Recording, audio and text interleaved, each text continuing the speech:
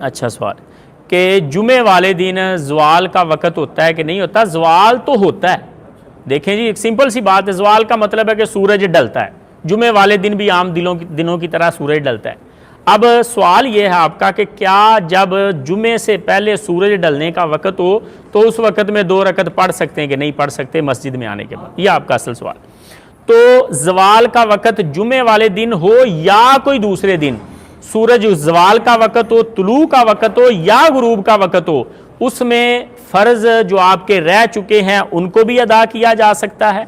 یعنی فجر کی اگر آپ کی نماز رہ گئی ہے یا مغرب کی نماز آپ کی عصر کی رہ چکی ہے تو آپ 1 رکعت بھی اگر سورج غروب ہونے سے پہلے آپ نے پڑھ لی تو آپ کی ادا ہوگی، قضا نہیں ہوگی۔